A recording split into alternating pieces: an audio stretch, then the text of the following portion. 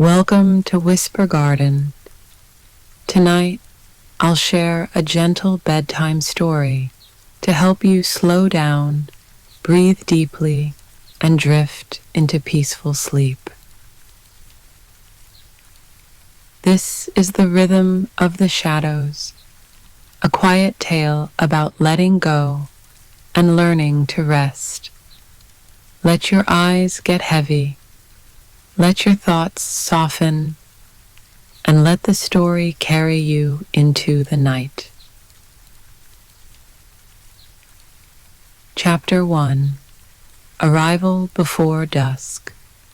The first thing Mara noticed was the absence. Not silence exactly. There were sounds.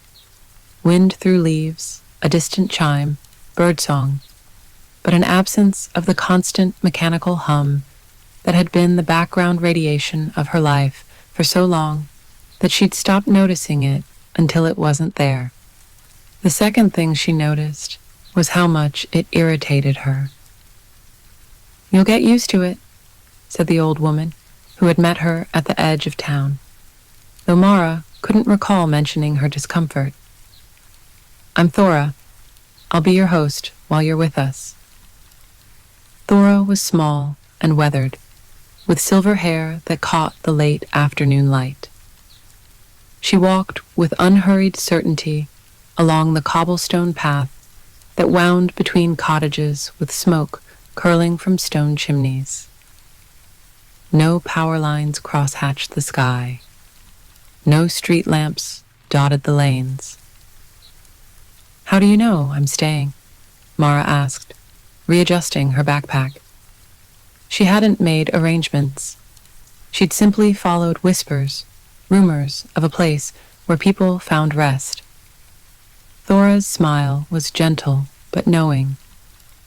People who find their way here are looking for something. Most stay at least a while.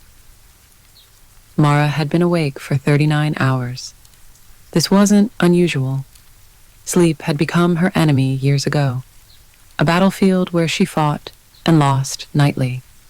She'd tried everything: meditation apps with voices like warm honey, pills that left her groggy but not rested, expensive white noise machines, therapy, more pills.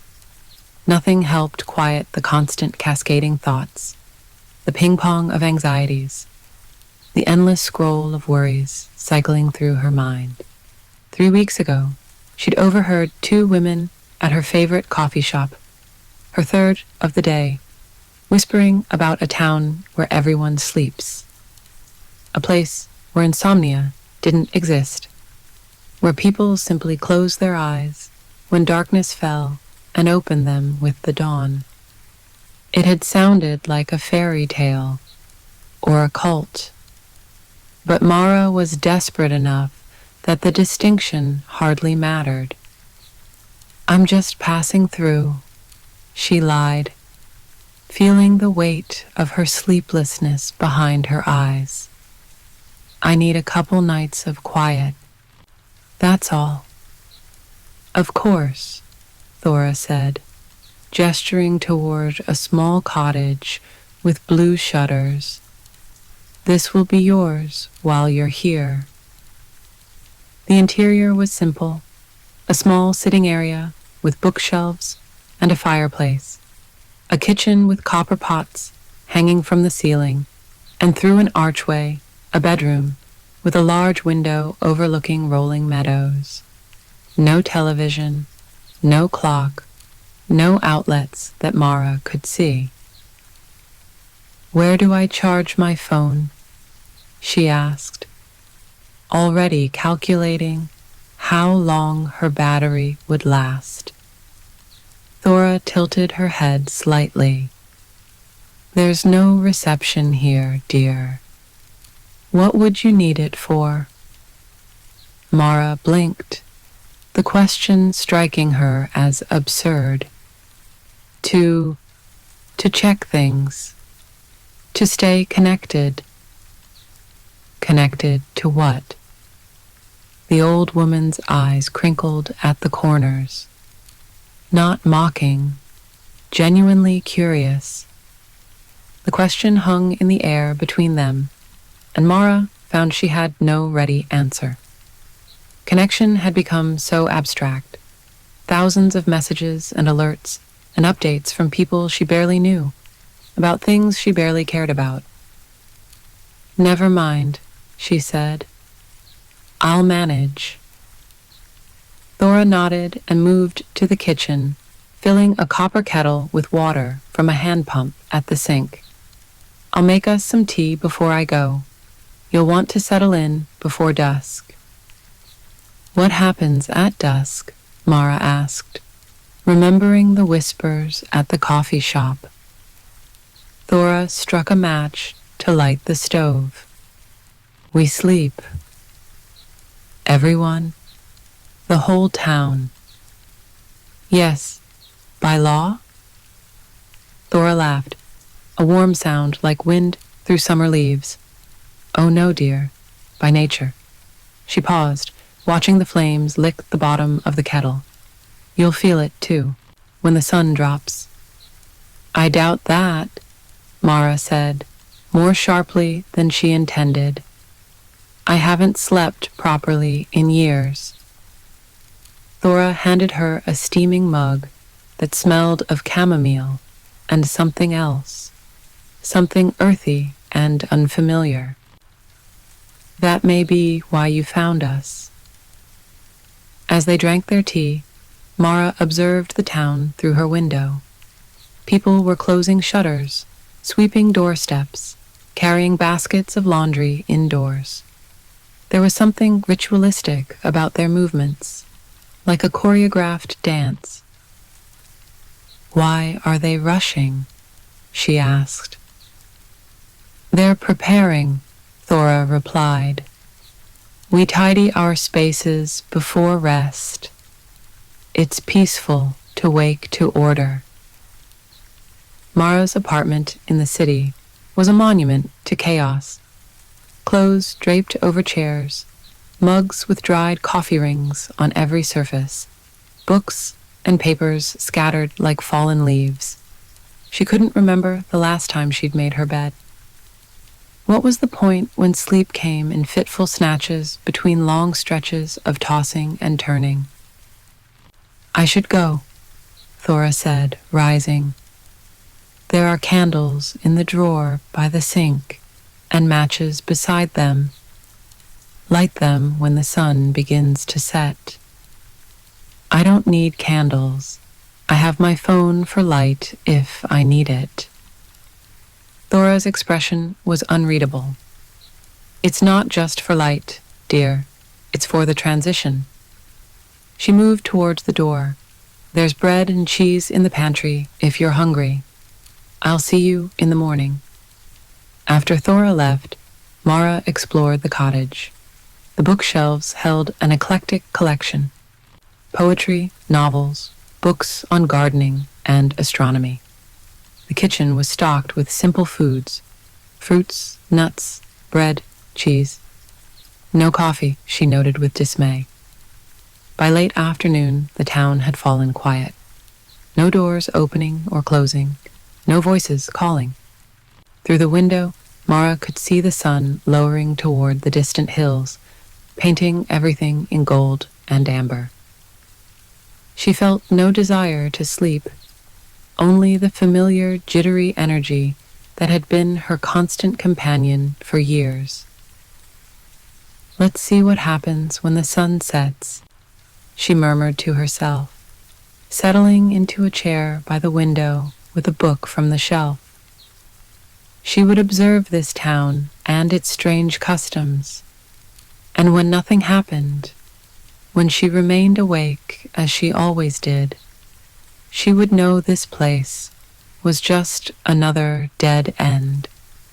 The sky shifted from blue to gold to deep rose. Mara found herself repeatedly reading the same paragraph, her eyes drawn back to the window. Against her will, she thought of the candles Thora had mentioned. With a sigh of annoyance, she went to the drawer and found them, beeswax by the smell, and the box of wooden matches, "This is ridiculous," she said aloud, but struck a match anyway. The flame caught, and she lit 3 candles, placing them on the windowsill. Their warm light pooled against the gathering darkness. Outside, the last sliver of sun disappeared behind the hills. The first stars appeared in the darkening sky, and Mara felt something, a heaviness in her limbs, a slowing of her thoughts. "No," she said firmly, standing up. She paced the small room, shaking her head. "This is suggestion, placebo effect."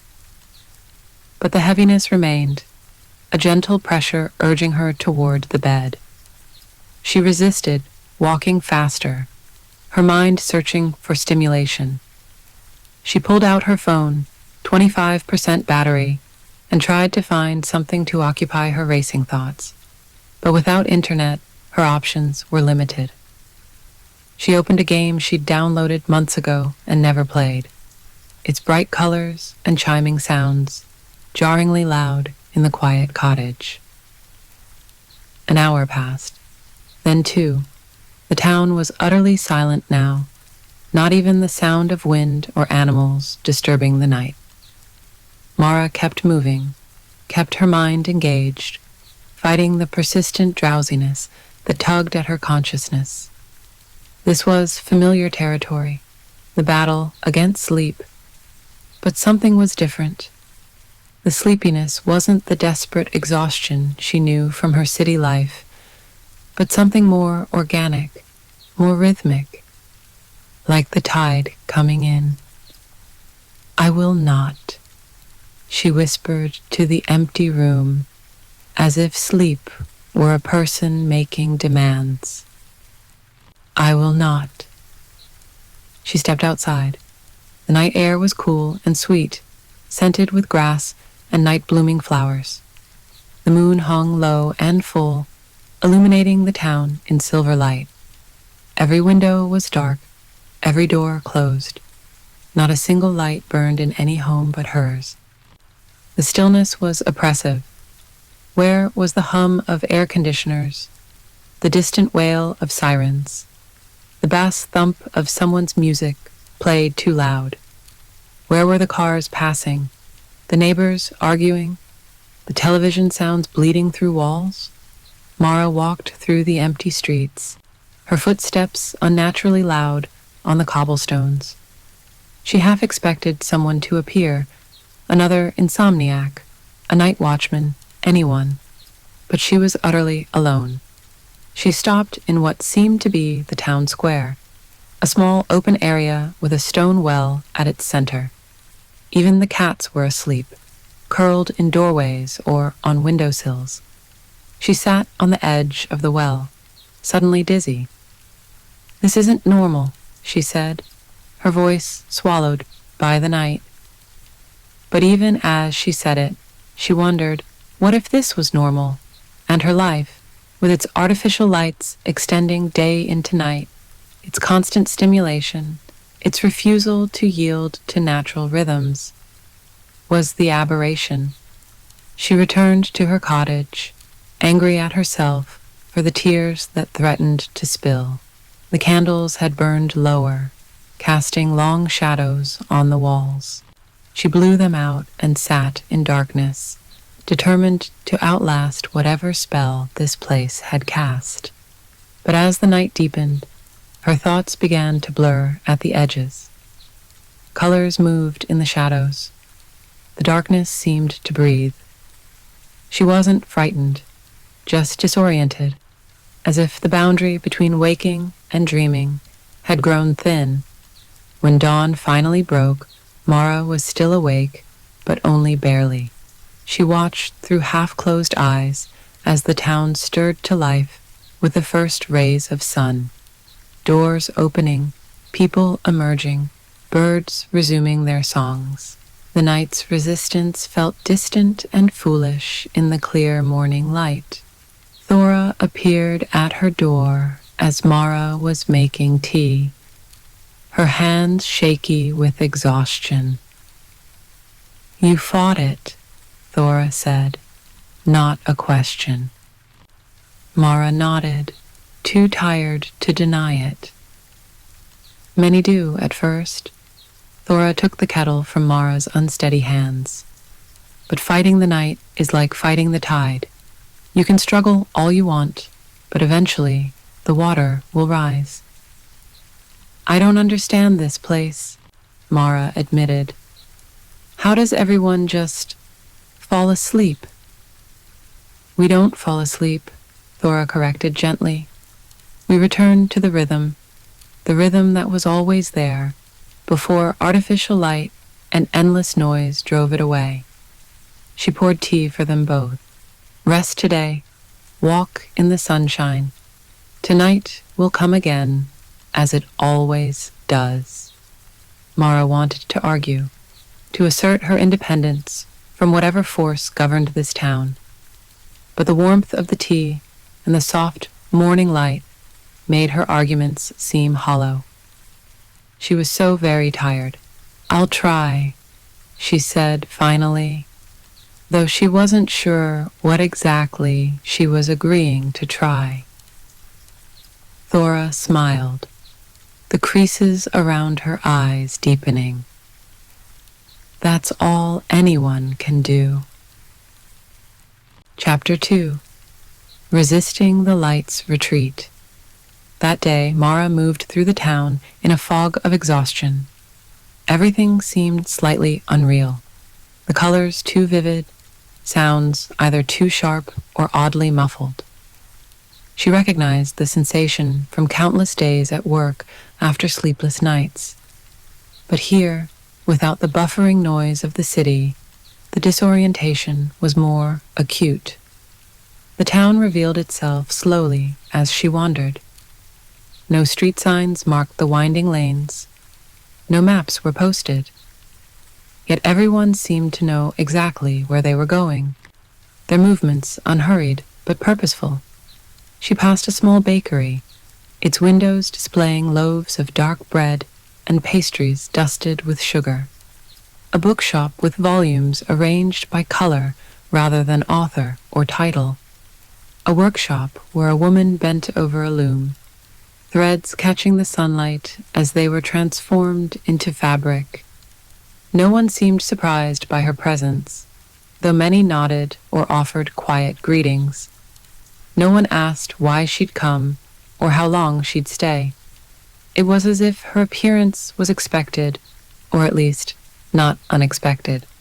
By mid-afternoon, Mara found herself at the edge of town, where cobblestones gave way to a dirt path leading into meadows dotted with wildflowers. She followed it, drawn by the simple pleasure of movement. The tall grasses whispered against her legs, releasing the scent of earth and green growing things. She came upon a man tending what appeared to be an herb garden, his hands moving with gentle precision among the plants. He looked up as she approached, middle-aged, with sun-browned skin and eyes the color of the sky. "You're the one who stayed awake," he said, straightening, not accusatory, merely stating a fact. Mara hesitated. "How do you know that?" He smiled. "Everyone knows everything here, eventually. We're not so many." "Does it bother you," she asked, "that I didn't follow the rhythm?" The man considered this, brushing soil from his palms.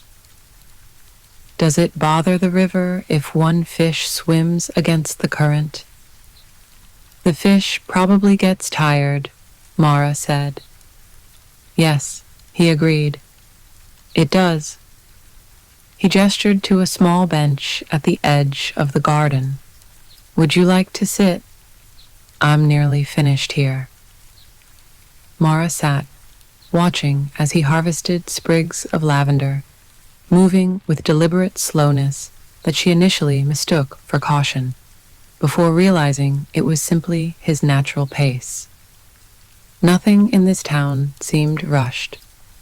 "I'm Jonas," he said finally, joining her on the bench. "I tend the healing plants." "Healing plants?" Mara echoed. "Are you a doctor?" Jonas laughed softly. "No, nothing so formal. I grow herbs that help with various ailments. Lavender for calm, mint for digestion, willow bark for pain." He studied her face. "You look like you could use some lemon balm for the mind that won't quiet." Mara felt oddly exposed, as if he'd glimpsed something private. "Why does everyone sleep when the sun sets? Is there something in the water? Some kind of mass hypnosis?" Jonas didn't seem offended by her questions. "Nothing so contrived. It's simply the way of things here. The body knows when to rest if you let it listen."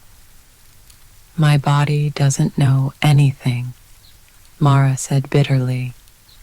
"It's betrayed me for years. Or perhaps you've been asking it to ignore what it knows." Jonas stood. "Come, I'll give you some lemon balm for tea. It won't force sleep, but it might make space for it." As they walked back toward town, Mara noticed people beginning their evening preparations. Some were bringing in laundry from lines strung between trees. Others were sweeping doorsteps or closing shutters on shop windows. The quality of the light was changing, the sun's angle casting longer shadows across the cobblestones. "Why do you fight it?" Jonas asked as they reached his small cottage, its walls covered in climbing roses. "Sleep, I mean." Mara watched as he gathered dried leaves from jars on a shelf, placing them in a small cloth bag. "I don't fight it. It fights me. I lie awake for hours, thinking about everything and nothing. When I do sleep, it's shallow, haunted by dreams that aren't quite dreams. I wake feeling worse than when I lay down." "And before? Was sleep always your enemy?" The question caught her off guard. She tried to remember when it had started. The insomnia, the constant mental noise. There had been a time, hadn't there, when she'd fallen asleep easily, before the promotions and the deadlines, before the phone that never stopped demanding attention, before the relationships that fractured under the weight of her ambition.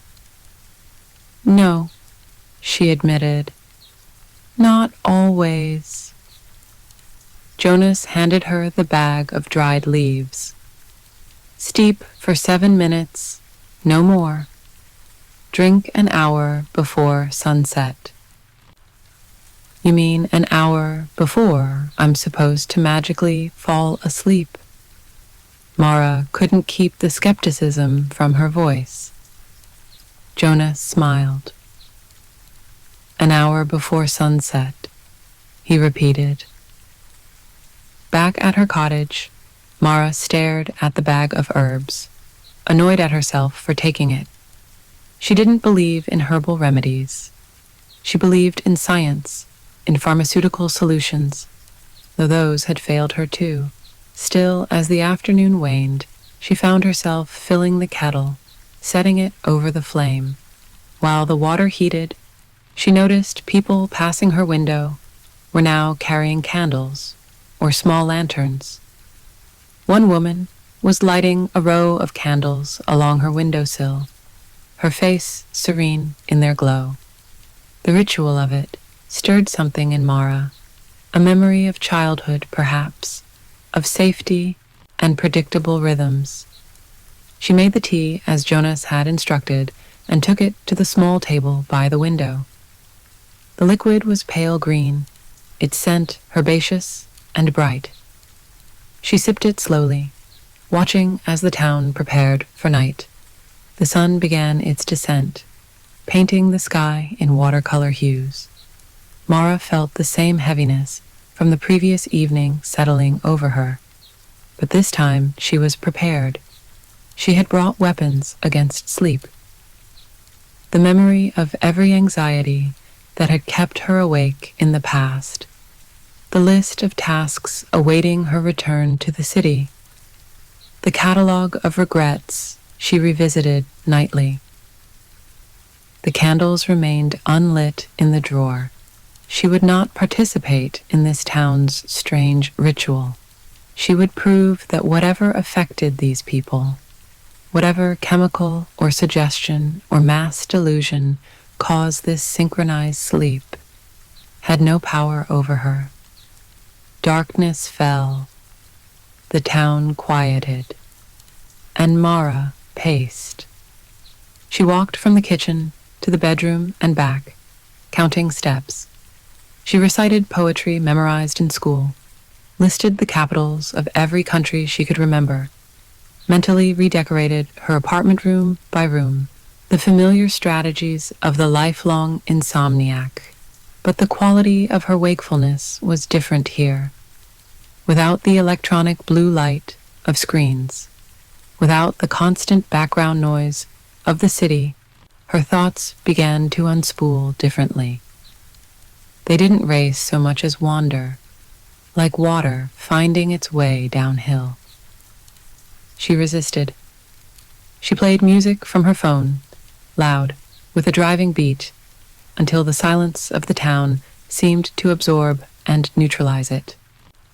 She tried reading, but the words blurred before her eyes. She did jumping jacks until her legs wobbled, then push-ups until her arms gave out.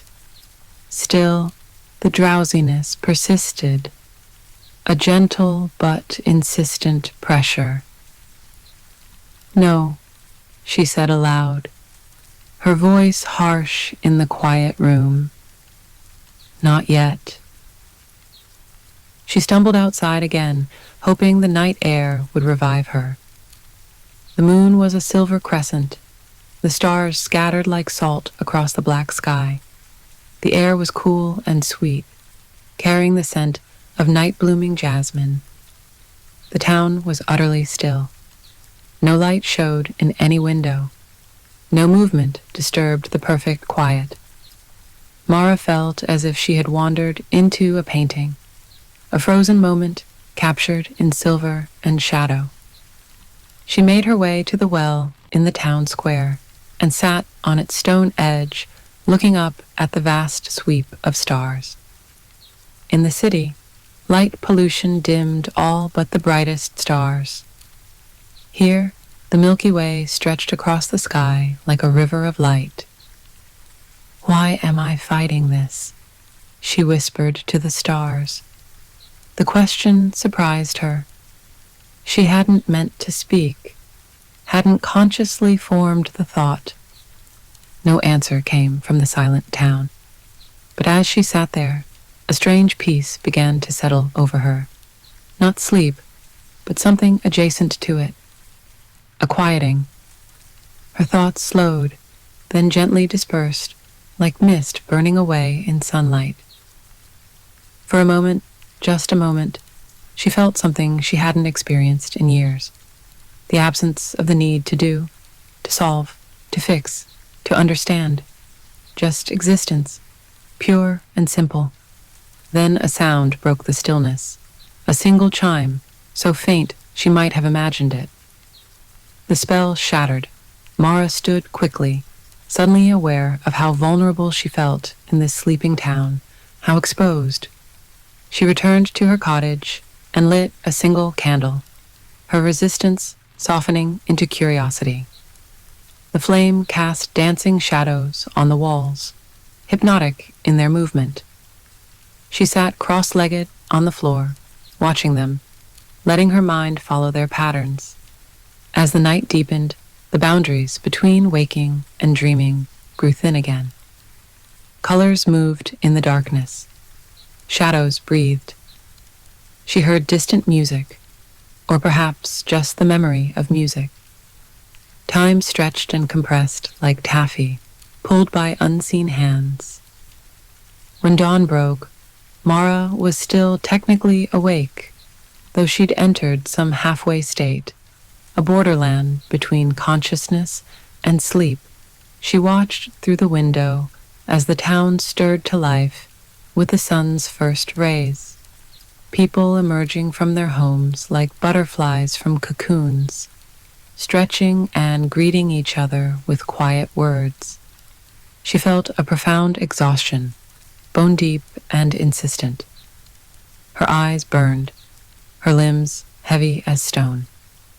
And beneath the physical discomfort, something else, a growing sense that she was fighting not just sleep, but something essential, something her body and mind were trying desperately to tell her. Thora appeared at her door with a basket of fresh bread and berries. She took one look at Mara and shook her head. "You cannot go on like this," she said, her voice kind but firm. "The body can only bend so far before it breaks." "I've gone longer without sleep," Mara said, though her voice lacked conviction. "This isn't about endurance," Thora replied, setting the basket on the table. "It's about surrender." The word stirred something in Mara, resistance, certainly, but also a flicker of longing. Surrender, to give up the fight, to let go of the constant vigilance, the endless striving. What would that feel like? "I don't know how," she admitted, the words barely audible. Thora touched her shoulder gently. "You do. Your body remembers, even if your mind has forgotten." She gestured to the bed. "Rest now. The night will come again, as it always does." This time, Mara didn't argue. She ate a little bread, drank water from the well, and then crawled into bed, pulling the quilt over her aching body. She didn't expect to sleep, not real sleep, but as soon as her head touched the pillow, darkness claimed her. Her dreams were vivid and strange. She was underwater, moving slowly through liquid darkness, neither drowning nor swimming, but simply being. Fish with glowing scales drifted past. Plants swayed in invisible currents. There was no fear, only wonder. When she woke, the sun was already low in the sky. She had slept the day away, and for the first time in longer than she could remember, she felt not rested exactly, but somehow more whole, as if some essential part of her had been returned. Chapter 3. The Sound of Silence. The next morning, Mara felt oddly buoyant, despite having slept irregularly. She ventured out earlier than she had previous days, curious to see the town coming to life. People nodded as they passed her, some offering quiet greetings, none questioning her presence or her purpose. She found herself drawn to the bakery she had seen the day before. The door was open, warm light and the scent of fresh bread spilling onto the cobblestones.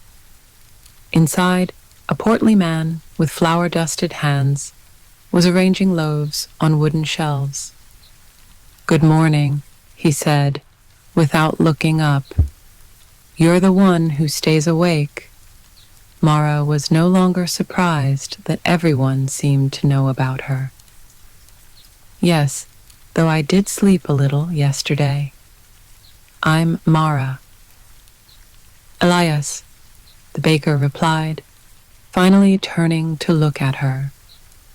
His face was open, his eyes kind. "Would you like some bread? Just out of the oven." The bread was dense and nutty, still warm from the oven. Mara hadn't realized how hungry she was until the first bite touched her tongue. She closed her eyes, savoring the simple pleasure of good food. "Why does everyone sleep at sunset?" she asked after finishing the bread. "Is it some kind of religious practice?" Elias wiped his hands on his apron, considering the question. "Not religious, no, though I suppose it depends on how you define religion." He gestured for her to follow him to the back of the bakery, where a wood-fired oven radiated heat. "Do you know anything about bread making?" Mara shook her head, uncertain of the connection. "Bread needs rest," Elias said, placing a ball of dough in a bowl and covering it with a damp cloth. "After the flour and water and yeast come together, after all that mixing and kneading, the dough must rest. Not forever, just long enough for transformation to occur." He looked at her directly. "Without rest, there is no bread, just ingredients." "Are you saying sleep transforms people?" "I'm saying rest is essential to becoming what we're meant to be." He turned back to his work, shaping another ball of dough with practiced hands. In the city, they've forgotten this. They push and push, never allowing the necessary stillness. "How do you know I'm from the city?" Mara asked. Elias smiled.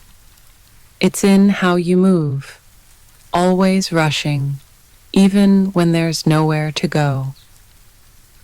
The observation stung with its accuracy. Even here, in this timeless place, she moved as if pursued, her body perpetually tensed for action. "And you?" she asked. "Have you always lived here?" "No," Elias said, surprising her. "I came from a city, too, many years ago. I was a chef in a restaurant where everything was rush, rush, rush. 14-hour days, never enough time. I collapsed one day, right in the middle of dinner service." His hands moved steadily, shaping the dough. "The doctor called it burnout. I called it a wake-up call." He nodded toward the window. "I found this place, or it found me, and I never left."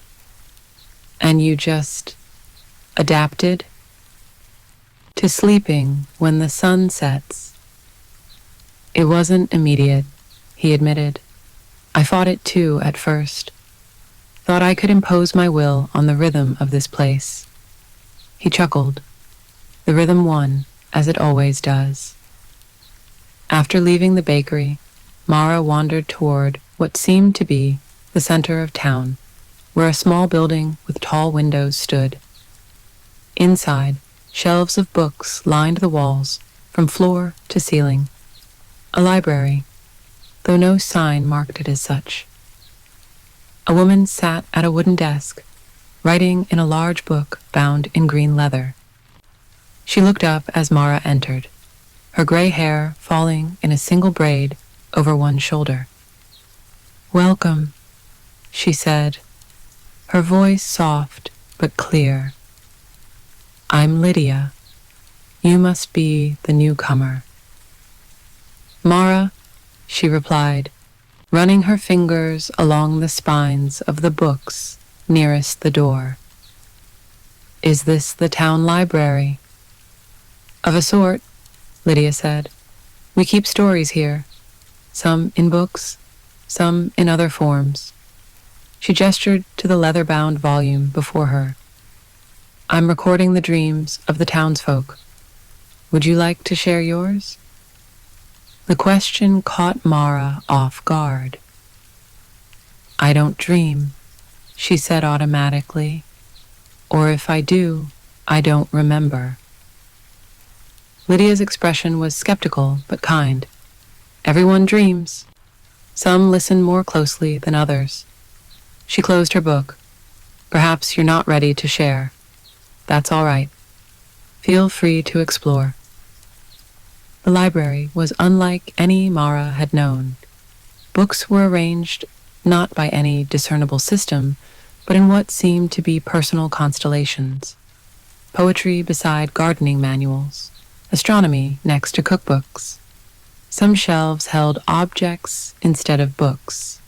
A collection of smooth stones, a bird's nest, a box of pressed flowers. How does anyone find anything? Mara asked, bewildered by the apparent chaos. We find what we need, when we need it, Lydia replied. The system reveals itself to those who look with patience. Mara wanted to argue, to point out the inefficiency, the impracticality, but something stopped her. There was a peace in this room that she was reluctant to disturb with her questions. She browsed the shelves, eventually selecting a slim volume of poetry and settling into a window seat overlooking a small garden. The sunlight fell across the pages, illuminating words that seemed to speak directly to her state of mind. In stillness, find the movement of the world. In silence, hear the beating of your heart. What seems like ending is but the beginning. What seems like loss is but the start of gain. Time passed differently in the library. Mara read, dozed, looked out at the garden where bees moved lazily from flower to flower. The constant tension in her shoulders began to ease. Her breathing deepened. When she finally emerged, the sun was lower in the sky, casting long shadows across the cobblestones. People were beginning their evening preparations, the now familiar ritual of closing up shops, sweeping doorsteps, bringing in laundry from lines. Mara approached a woman who was gathering herbs from a small garden beside her cottage. Can I ask you something? The woman looked up, her face weathered by sun and time. Of course. Why does everyone accept it? The sleeping at sunset.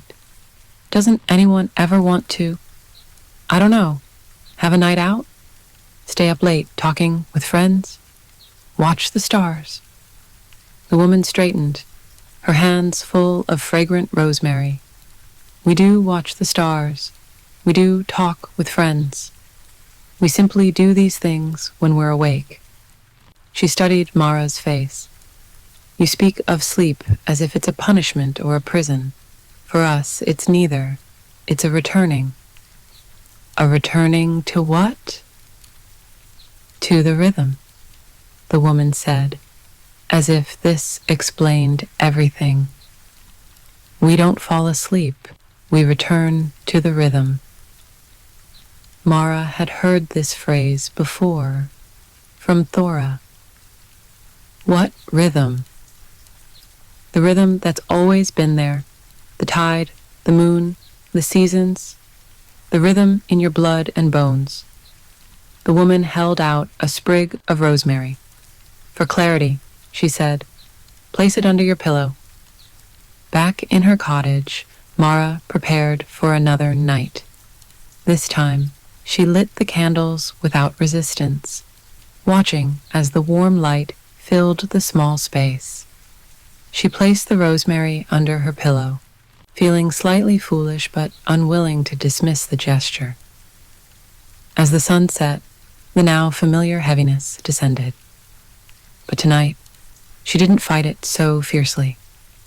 She sat by the window, watching as the last light faded from the sky, as stars emerged one by one.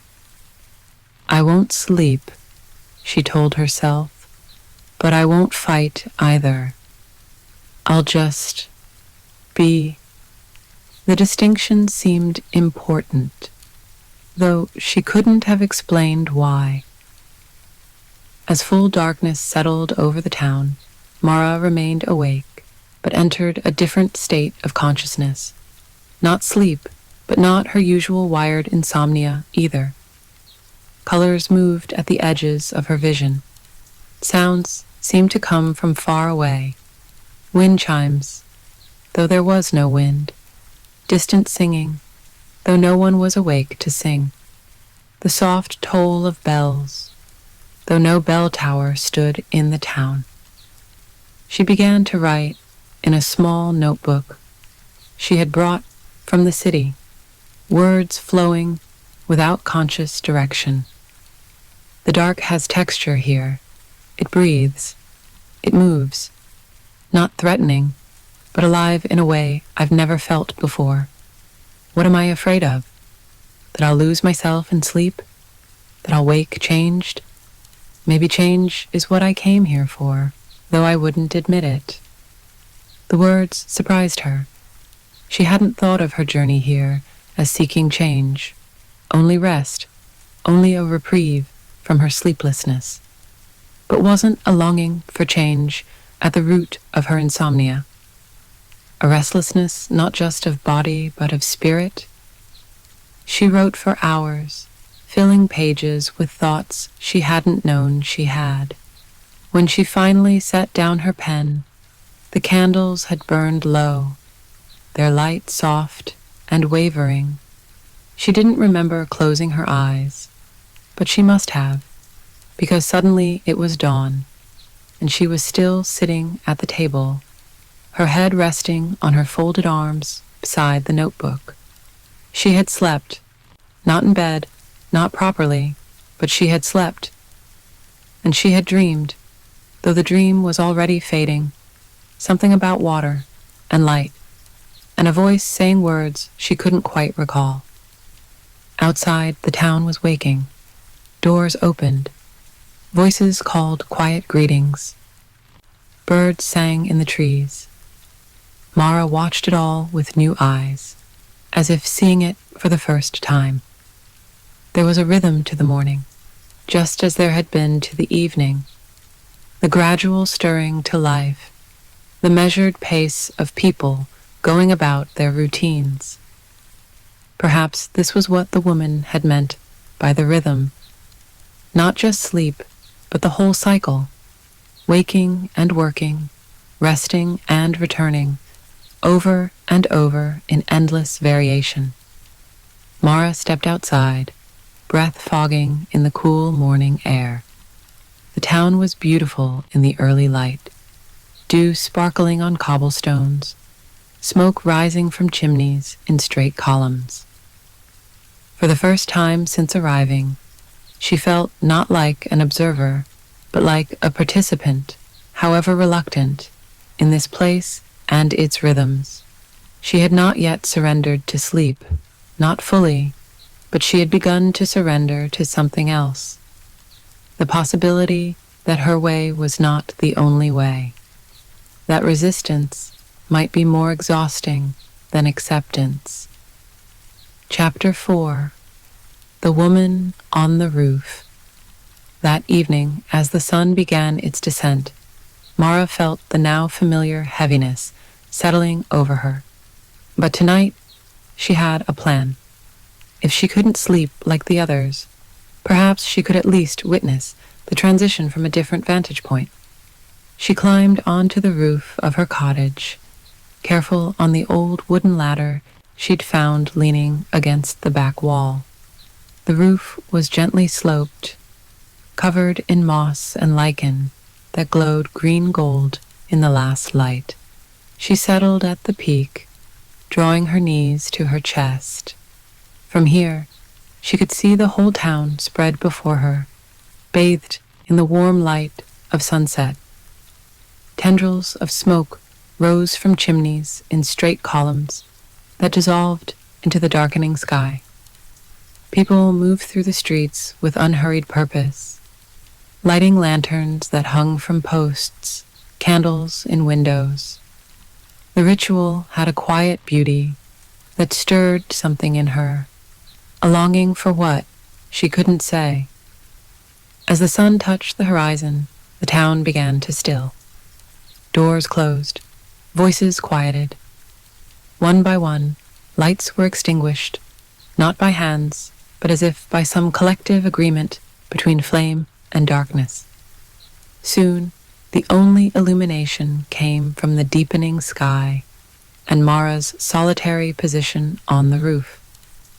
She fought the heaviness, as she had each night, but with less conviction.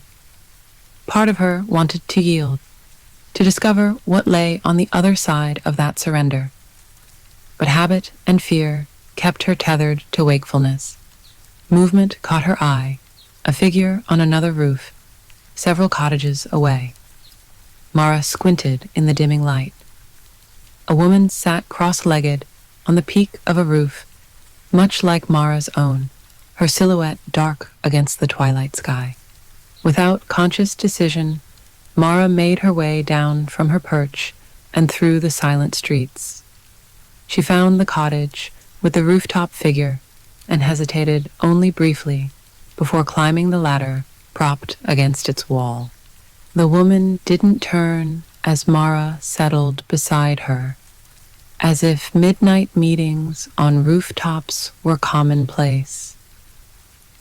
"You're the one who doesn't sleep," the woman said finally, her voice low and melodic. "I'm trying," Mara replied, surprising herself with the admission. The woman turned then, her face catching the last light. She was younger than Mara had expected, perhaps Mara's own age, with dark hair cut close to her scalp and eyes that reflected the first emerging stars. "I'm Ellen," she said. "I used to be like you." "Used to?" Ellen nodded, her gaze returning to the horizon where only a faint glow remained of the sun. "When I first came here, I thought I could resist the rhythm." A small smile played at the corners of her mouth. "I was stubborn." "What happened?" Mara asked. "I got tired of fighting," Ellen said simply, "and curious about what I was fighting against." They sat in silence as full darkness fell. The only sounds, the gentle rustle of leaves in a light breeze and the distant call of a night bird. "It's not about sleep, you know," Ellen said after a while. "Not really. What is it about, then?" "Surrender." Ellen's voice was soft but certain. "The dark has its own language. We've forgotten how to listen to it in the world beyond this place. We fill the night with artificial light and noise, afraid of what the darkness might tell us." The words resonated with something deep in Mara, a truth she had sensed but couldn't articulate. "What does it tell you?" she asked. "That not everything can be controlled, that there is wisdom in yielding, that some rhythms are older and wiser than our will." Ellen reached into a pocket of her loose dress and withdrew a small ceramic pot. "Tea?" Mara blinked, taken aback by the mundane offer in the midst of their philosophical conversation. "Here? Now?" Ellen laughed, the sound bright in the quiet night. "Why not? The night is long, even when you sleep through most of it." From a leather satchel beside her, Ellen produced a small spirit lamp, a copper kettle, and 2 clay cups.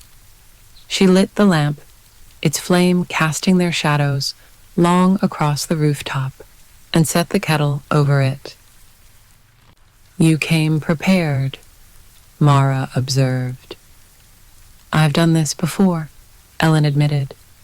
"Not with company, usually, but sometimes the night calls to me, even when I've surrendered to sleep." She measured dried leaves from the ceramic pot into the cups. "It's not rebellion exactly, more like dialogue." The tea was fragrant and complex, tasting of flowers and earth. They drank in companionable silence, watching as the moon rose, painting the sleeping town in silver light. "How long have you been here?" Mara asked finally. 3 years, I think. It's hard to keep track when you don't count days. And before? I ran a tech startup, Ellen said, which was so unexpected that Mara nearly spilled her tea. 60-hour weeks, constant travel, phone always ringing. I was building the next big thing, or so I thought. She stared into her cup. My body disagreed. Panic attacks, insomnia, eventually a minor heart attack that the doctor called a warning shot. How did you find this place? The same way most people do. I was looking for something else entirely. Ellen set down her cup.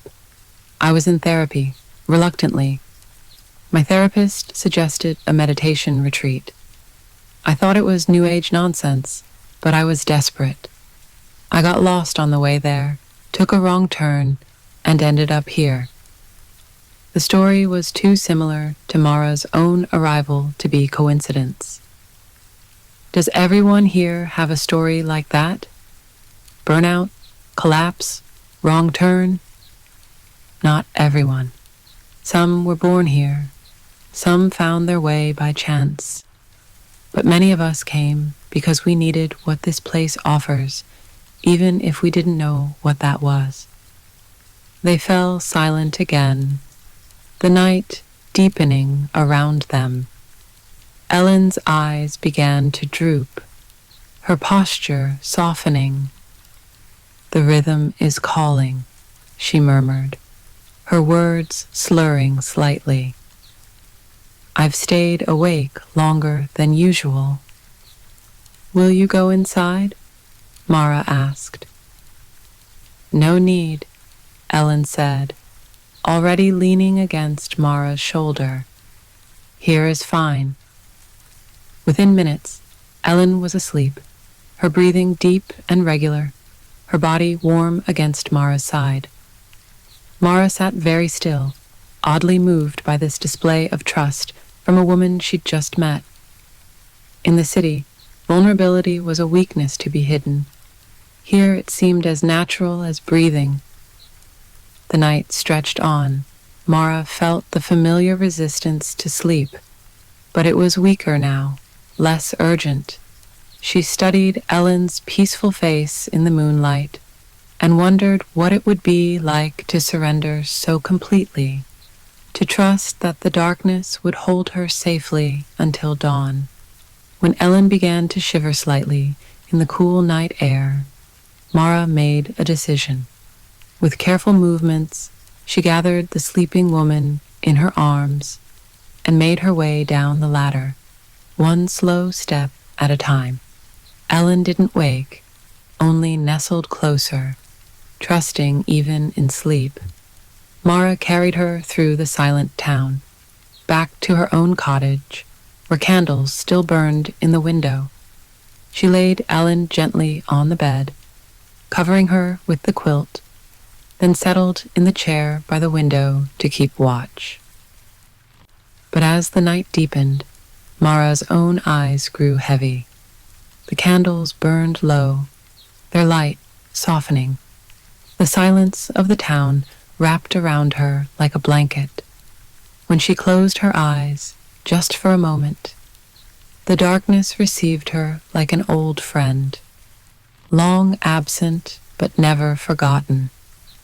For the first time since coming to the town, Mara slept through the night, deeply and dreamlessly, and woke only when the first light of dawn touched her face. Chapter 5. The Dream of Stillness. Mara opened her eyes to find Ellen sitting cross-legged at the foot of the bed, watching her with quiet curiosity. "You slept," Ellen said, a statement rather than a question. Mara blinked, disoriented. She was on the bed, though she remembered falling asleep in the chair. The quilt was tucked around her, and sunlight streamed through the window, painting patterns on the wooden floor. "I must have," she said, sitting up slowly.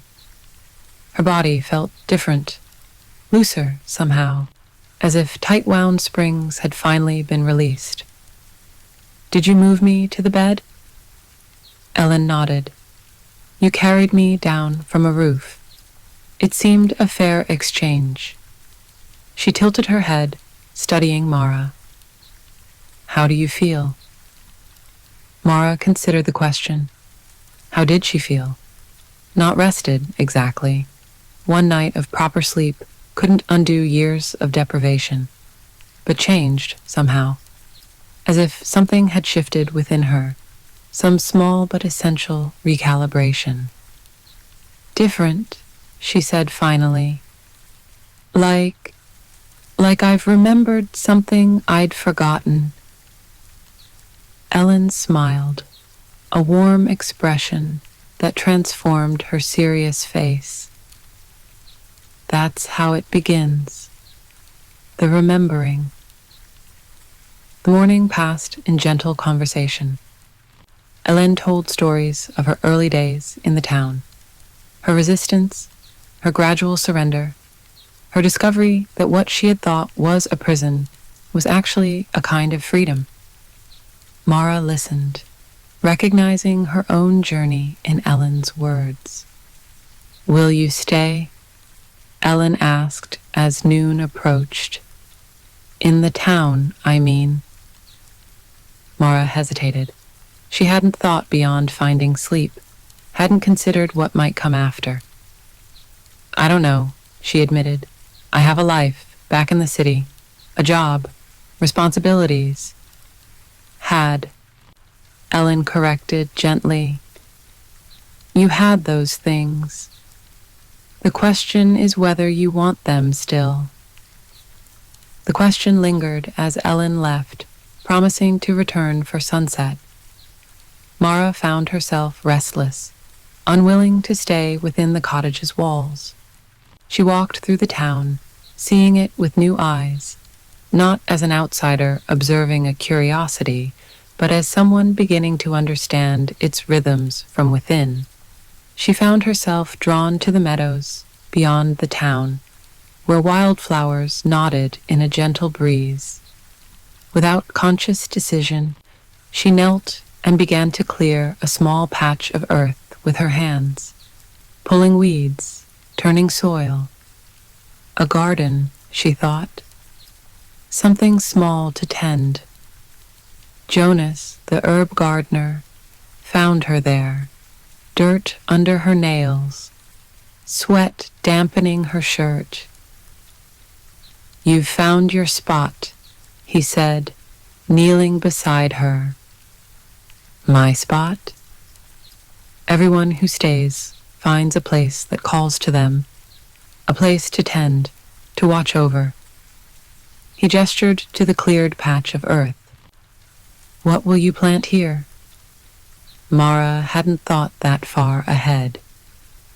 "I don't know yet. Something that grows slowly, I think. Something that needs patience." Jonas nodded as if this made perfect sense. From his pocket, he withdrew a small cloth bag. "Herb seeds," he said, placing it in her palm. "Lavender, mint, lemon balm, for beginning." "I've never gardened before," Mara admitted. "The plants will teach you," Jonas replied. "If you listen." She spent the afternoon in the meadow, digging and planting under Jonas's gentle guidance. The simple work soothed something in her that had been jangled and raw for too long. The feel of earth between her fingers, the scent of crushed herbs, the sound of insects humming in the tall grass. All of it felt like a homecoming to a place she hadn't known she missed. As the sun began its descent, Mara walked back to town, her body pleasantly tired from unaccustomed labor. Thora met her at the edge of the cobblestones, a knowing smile on her weathered face. "You've begun to find your way," she said, falling into step beside Mara. "Maybe," Mara allowed. "Or maybe I'm just tired enough to sleep now." Thora's laugh was like wind through autumn leaves. The body's wisdom often precedes the mind's understanding. Back at her cottage, Mara bathed in water heated over the fire, washing away the day's dirt. She dressed in clean clothes, combed her hair, and then, with deliberate care, lit the candles as the sun began to set. Ellen arrived as promised, carrying a basket covered with a cloth. "I thought we might share a meal," she said, "to celebrate your first real sleep." They ate at the small table by the window, bread still warm from Elias's oven, soft cheese, early berries from the woods beyond the meadow. The food was simple, but somehow more satisfying than any meal Mara could remember from her city life. As they ate, the sun sank lower, painting the sky in shades of gold and rose. The now familiar heaviness began to settle over Mara, but this time she didn't resist. She watched it approach with curiosity rather than fear. "What do you dream of?" she asked Ellen, "when you surrender to the rhythm?" Ellen considered the question, her eyes on the darkening sky. "Water, often. Deep, clear water that I can breathe in like air. Sometimes birds with impossible colors. Sometimes nothing at all, just rest, pure and simple."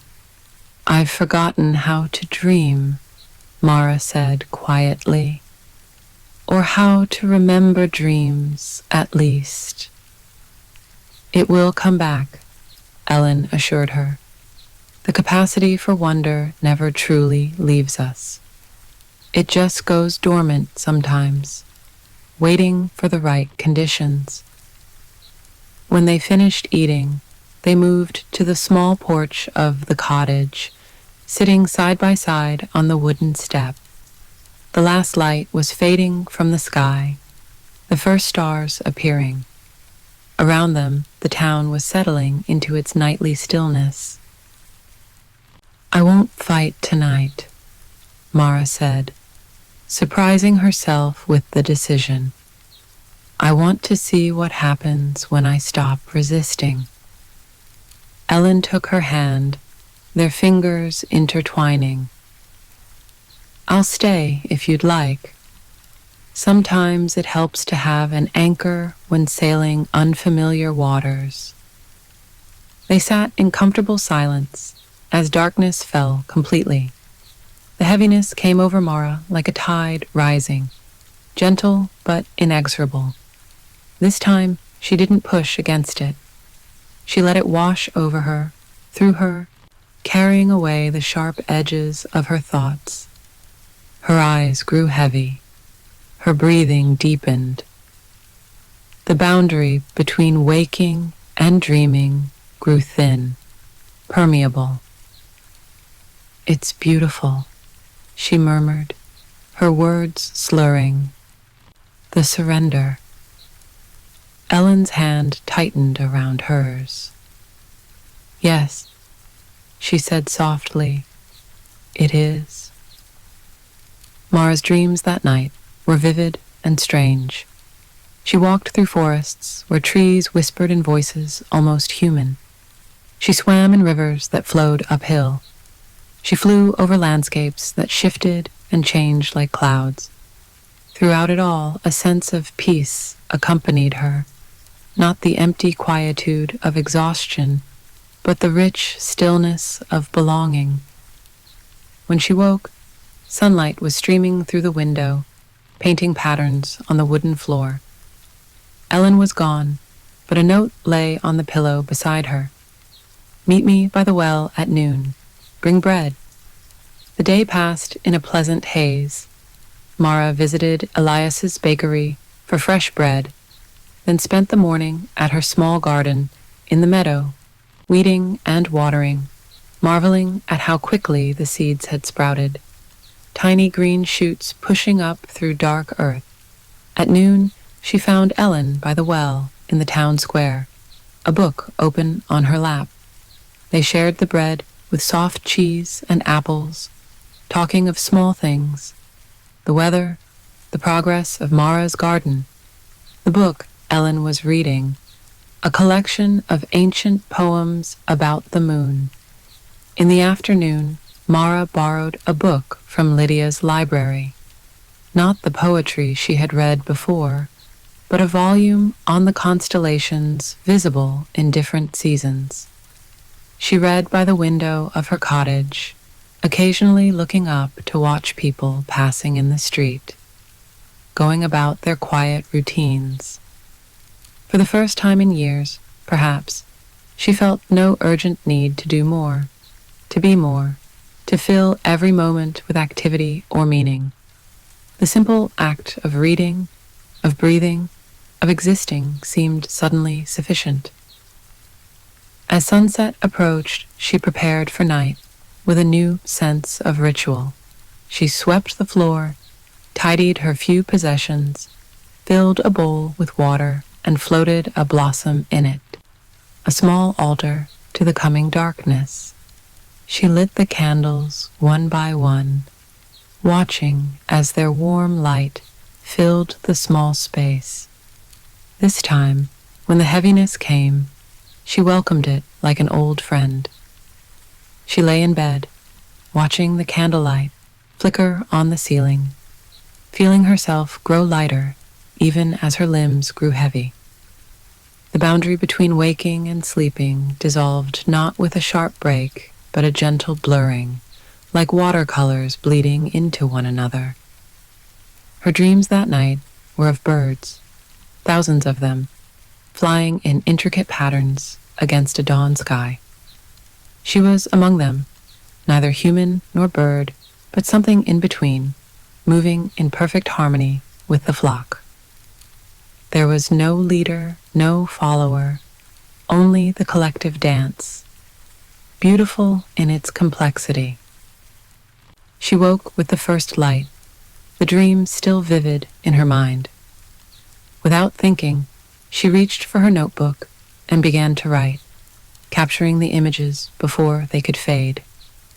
The wheeling birds, the rose-gold sky, the sense of belonging to something larger than herself.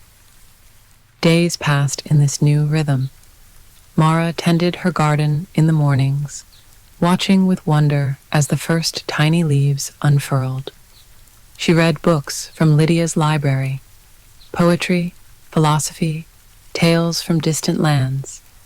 She learned to bake bread under Elias's patient guidance, to identify healing plants with Jonas, to weave simple baskets with Thora. And each night, she surrendered more fully to sleep, her dreams growing richer, more coherent.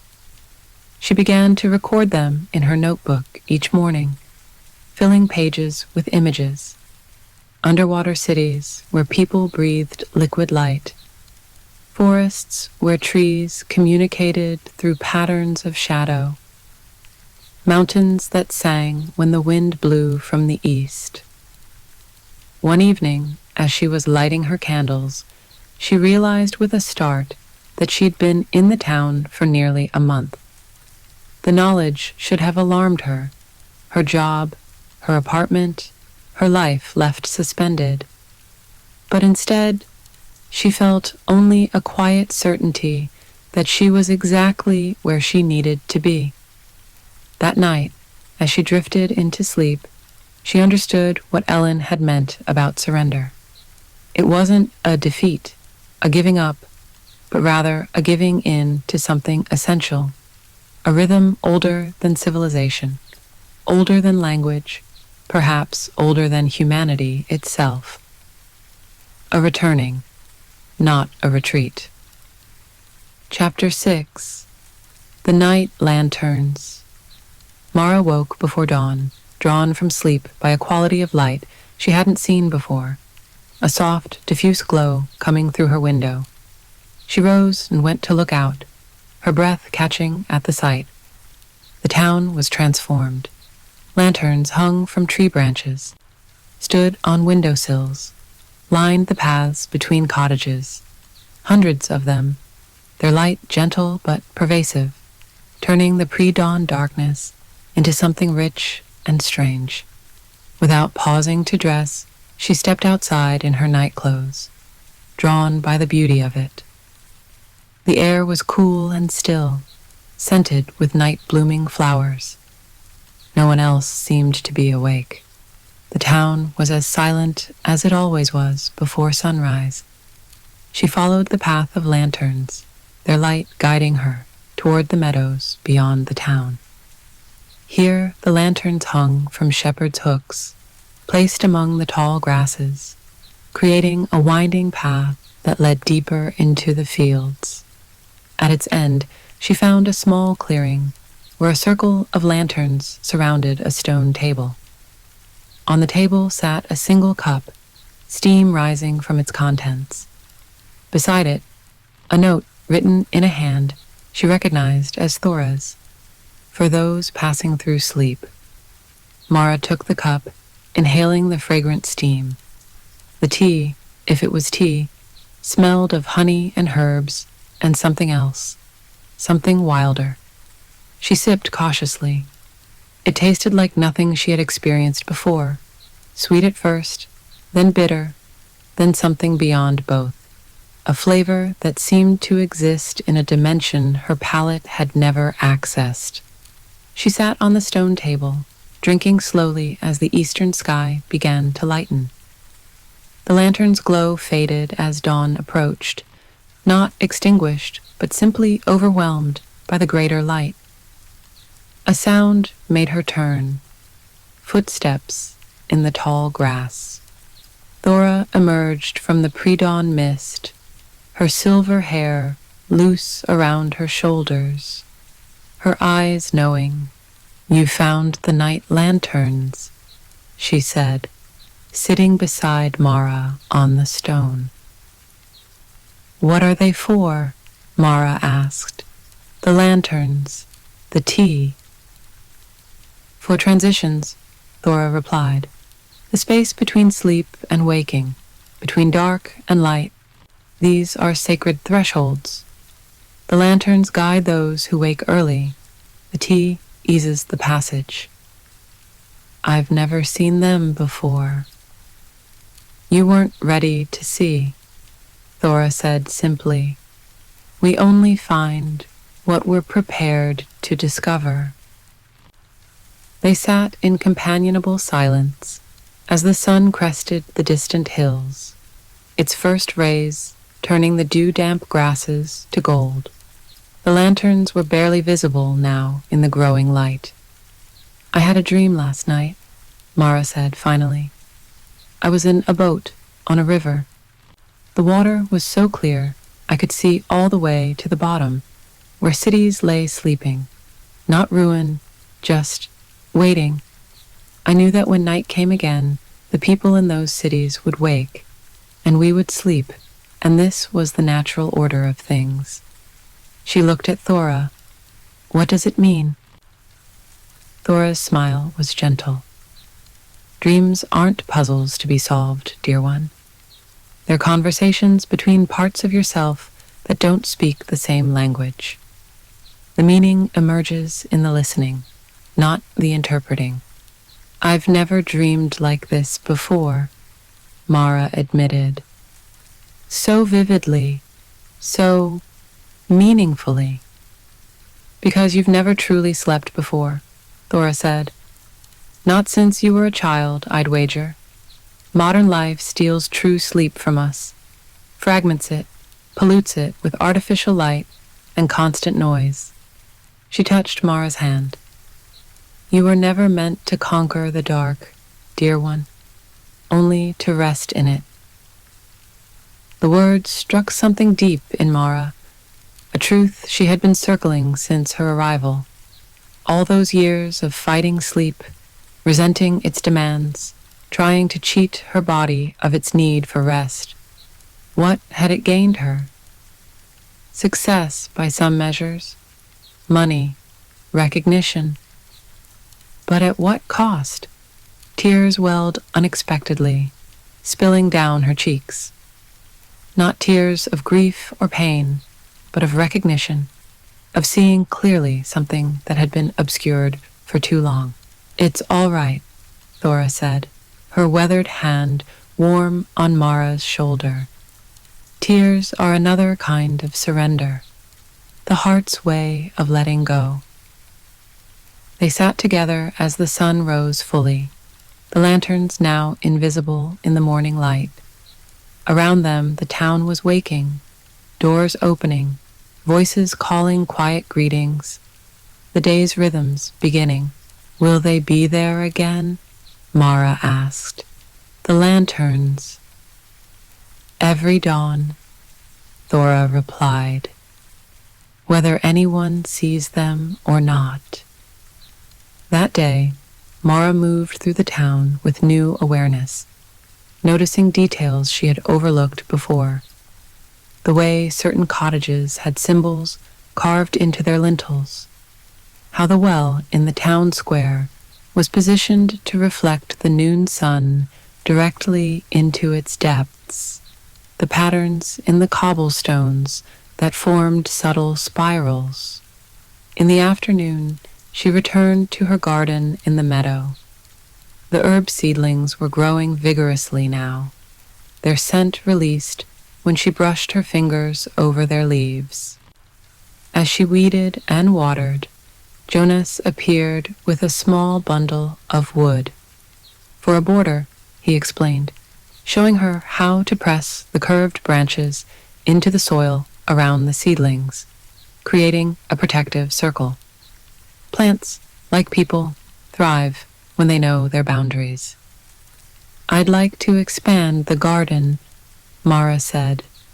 "Plant more herbs, maybe some flowers." Jonas smiled, the creases around his eyes deepening. "Planning to stay, then?" The question caught her off guard, though she had been thinking about it for days. I don't know. Maybe the decision will make itself in time," Jonas said. "The heart knows its home when it finds it." That evening, instead of returning directly to her cottage, Mara climbed to the roof again. The sunset was spectacular, ribbons of gold and crimson stretching across the western sky. She watched as the town prepared for night, the ritual now familiar and comforting, candles being lit, doors closing, the gradual quieting. This time, she felt no resistance to the coming night, no desire to fight the heaviness that settled over her with the darkness. Instead, she welcomed it, curious about what dreams might come, what inner landscapes might reveal themselves. Back in her cottage, she lit her candles and prepared a simple meal.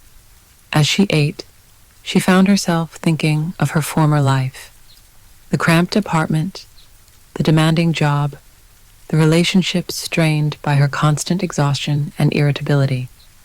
She had thought of herself as strong then, pushing through fatigue, needing less rest than others. Now she saw it differently. Not strength, but disconnection. Not independence, but isolation.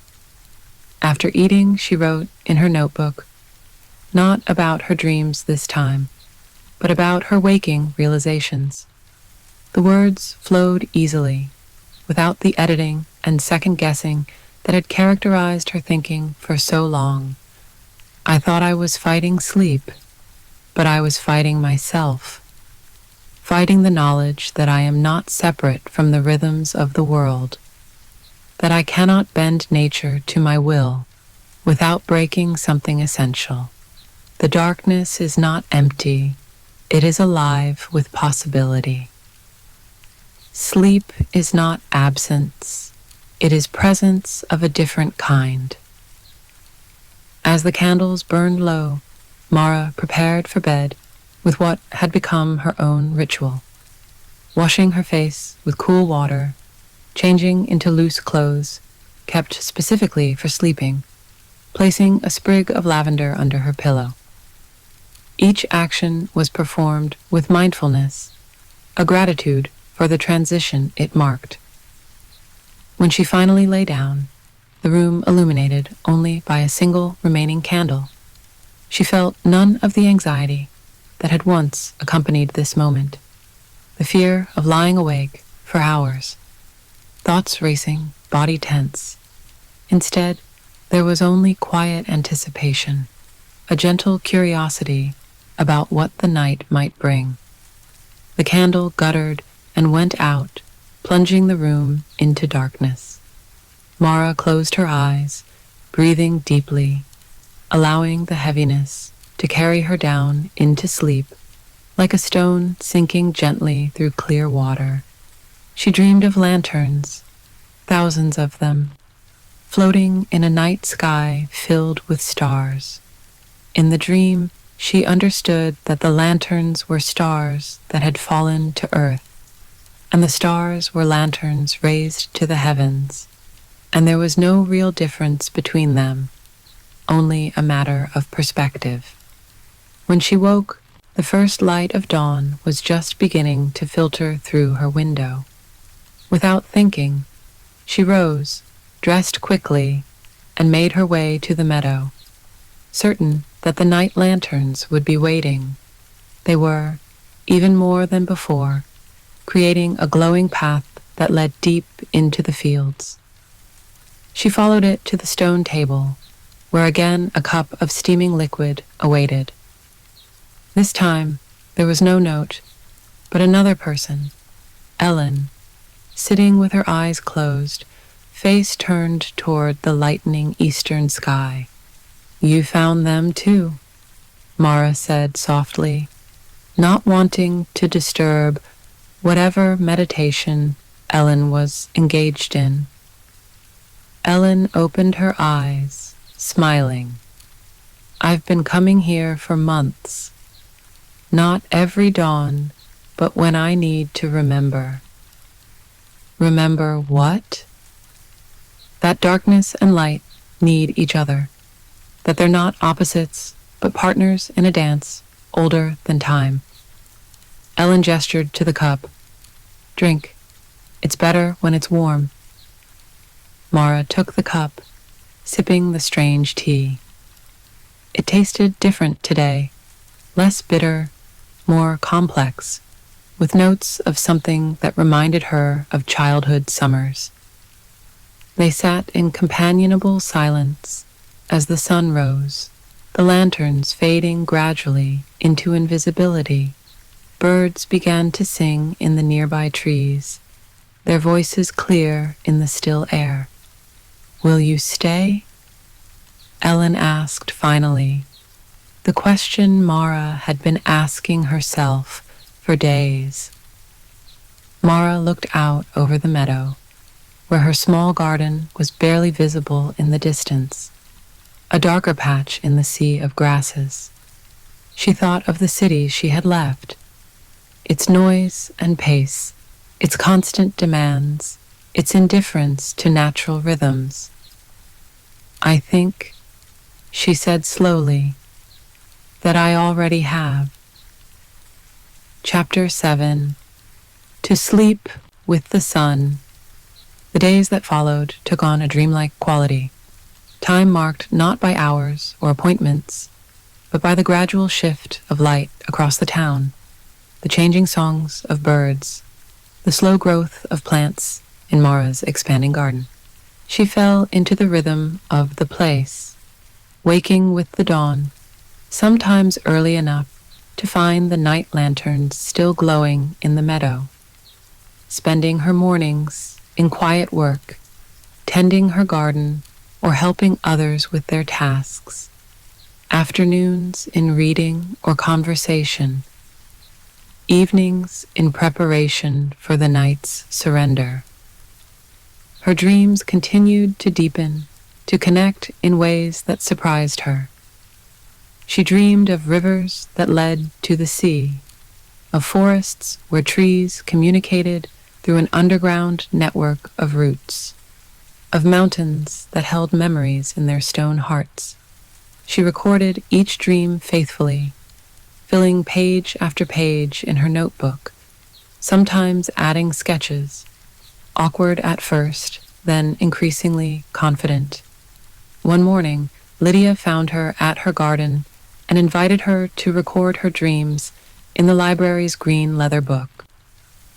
Dreams are part of our collective story, she explained. When we share them, they weave us together. Mara spent that afternoon in the library, carefully transcribing selected dreams into the communal book. As she wrote, she browsed other entries, some in handwriting she recognized, Ellen's precise script, Jonas's sprawling letters, others by people she hadn't met. The dreams were varied, some mundane, some fantastical. But reading them, she sensed connections, recurring motifs, as if the town itself dreamed through its inhabitants. Days became weeks. Mara's garden flourished, the herbs now robust plants that released their scent when she brushed against them, flowers blooming in colors that seemed to hold the essence of sunset and dawn. She harvested her first lavender, hanging small bundles from the rafters of her cottage to dry. She thought of her former life occasionally, but with increasing detachment, as if it had happened to someone else. The constant background anxiety that had been her companion for so many years had faded, replaced by a steady calmness that deepened with each night's surrender to sleep. One evening, as summer was shifting toward autumn, Mara sat on her porch watching the sunset. Thora appeared, carrying a small wooden box. "A gift," she said, placing it in Mara's hands. "For one who has found her rhythm." The box was simple but beautiful, polished oak with a pattern of stars inlaid in lighter wood on the lid. Inside, nestled in soft cloth, was a silver key. "What does it open?" Mara asked, running her finger over its intricate head, a design that echoed the spirals in the town's cobblestones. "Your own place," Thora said, "if you choose to stay." Mara looked up, startled. "My own cottage?" Thora nodded. "At the edge of the meadow, near your garden. It's been empty for some time, waiting for the right person." I don't have money," Mara began, but Thora waved the concern away. "We don't use money here, child. We exchange what we need: goods, services, care. You've already begun to contribute, with your garden, with your help to others." She smiled. "And your dreams. They've added something to our collective story that was missing." Mara held the key, feeling its weight, not just the physical heft of the silver, but the weight of the choice it represented. To stay would mean fully embracing this new life, this new rhythm, to acknowledge that her old life, with its constant striving and its artificial separations between night and day, work and rest, was behind her. "Think on it," Thora said, rising. "The cottage will wait, as will the key." That night, Mara prepared for sleep with particular mindfulness. She cleaned her small room thoroughly, sweeping the floor, washing the windows until they gleamed in the last light. She brewed tea from herbs grown in her own garden, lavender, mint, a touch of lemon balm, and sipped it slowly as the sun began its descent. She wrote a letter, though she had no intention of sending it, no way to send it even if she wished to. It was addressed to her former self, the woman who had arrived in this town, desperate for sleep, but resistant to surrender. Dear Mara, you thought you were coming here to solve a problem, to fix your broken relationship with sleep. But that was never the real issue. What was broken was your relationship with time, with darkness, with the natural rhythms that govern all life. You thought strength meant constant vigilance, constant motion. You measured your worth by your resistance to weakness, and you counted rest among the weaknesses to be overcome. How strange that seems now, when I understand that true strength lies in knowing when to yield, when to allow, when to surrender. In fighting sleep, you are fighting life itself, the necessary cycle of activity and rest, of light and dark. No wonder you were exhausted. No wonder you felt hollow. I wish I could show you what I've found here. Not just sleep, but dream. Not just rest, but restoration. I wish I could help you understand that the darkness holds no terrors, only different kinds of knowing. But perhaps you must find your own way, as I did. Perhaps each of us must come to these understandings in our own time, through our own struggles. Know this, though, when you are ready to surrender, the rhythm will be waiting. It has always been waiting, patient as the tide, as the turning earth, as the stars in their courses. With love and understanding, Mara. After finishing the letter, she folded it carefully and placed it in the wooden box with the silver key. Then she lit her candles, one by one, with the same match, a ritual that had become precious to her. The warm light filled the small room, casting her shadow tall against the wall. She sat by the window, watching as the sun slipped behind the distant hills, as the first stars appeared in the deepening blue. Around her, the town settled into its nighttime stillness. Doors closing, voices quieting, candles being lit in windows that would soon go dark. The familiar heaviness began to settle over her, but there was no resistance now, no fight. Only gratitude for this natural transition, this ancient dance between light and dark, waking and dreaming. She moved to the bed, lying down with a sigh that carried no tension, only acceptance. The candles flickered, their light gentle on the walls. Outside, the last birdsong faded into silence. Mara thought of the silver key, of the cottage waiting at the edge of the meadow. She thought of her garden, of the plants that would need tending tomorrow and in the days to come. She thought of Ellen, of Thora, of Jonas and Elias and Lydia, people who had become more than neighbors, more than friends. They had become guides, companions on a journey she hadn't known she was taking. She thought of the letter to her former self, words that might never reach their intended recipient, but had served their purpose nonetheless. In writing them, she had fully recognized the transformation that had taken place within her, not sudden but gradual, like the slow turning of seasons, like the patient growth of plants from seed to flower. The last candle guttered, its flame dancing one final time before surrendering to darkness. Mara watched it with perfect peace, no longer afraid of what the night might bring or withhold.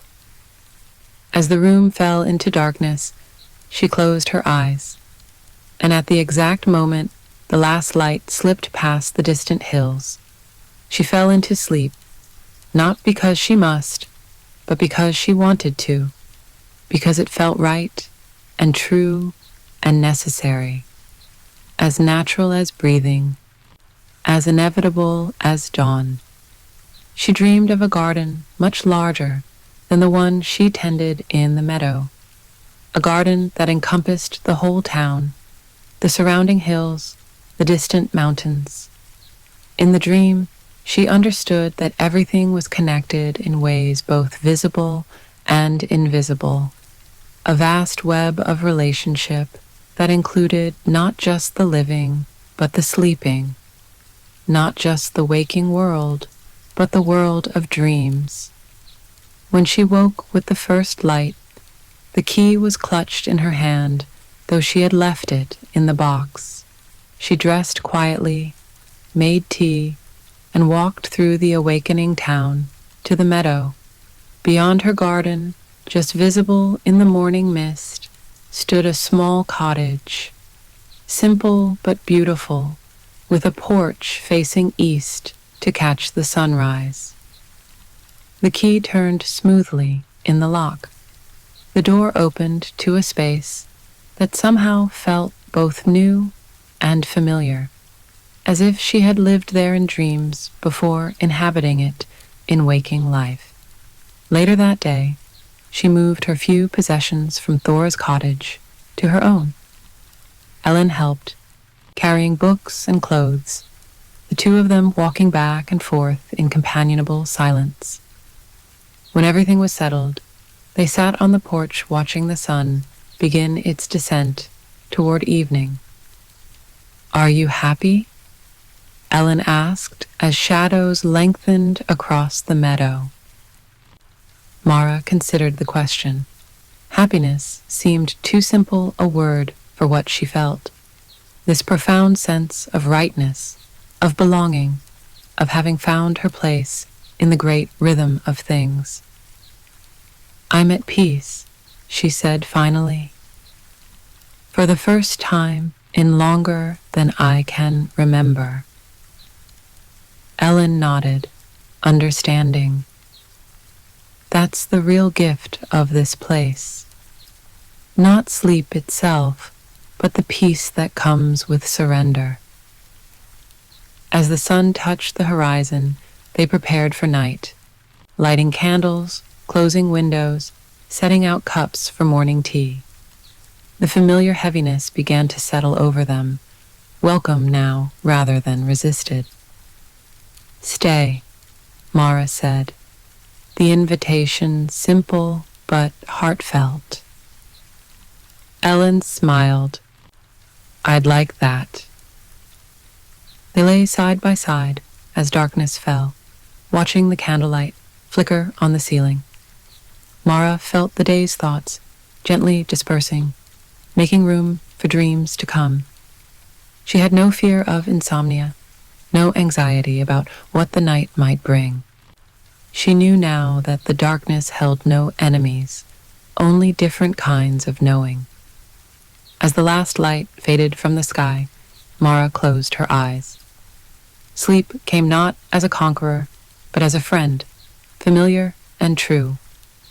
And in that surrender, she found not loss, but completion, the perfect closing of a circle, the natural fulfillment of a promise long forgotten, but finally, beautifully kept. In her dream that night, she stood at the edge of a vast ocean. Each wave that rolled to shore carried a lantern, its light softened by the water, but never extinguished. She understood, with the perfect clarity that sometimes comes in dreams, that these were the same lanterns that lit the pre-dawn meadow, the same light that guided transitions from darkness to dawn. A voice spoke, though no one was visible. The light never truly leaves. It only changes form. When she woke, the first rays of sun were just touching her window. She rose, made tea, and stepped onto her porch to greet the day. In the meadow, the night lanterns were fading as dawn strengthened, their purpose fulfilled until the next transition. Mara breathed deeply, filling her lungs with the cool morning air. Today she would tend her garden. Tonight she would sleep when darkness fell. And tomorrow she would wake again to light. The simplicity of it filled her with quiet joy, not the sharp, fleeting happiness she had sometimes known in her old life, but something deeper and more enduring, the profound contentment that comes when one finds, at last, one's place in the great rhythm of the world. The end. May your dreams be gentle. May your sleep be deep. And when you wake, may you carry a little peace with you. If you enjoyed tonight's story, feel free to return anytime. Good night and sweet dreams.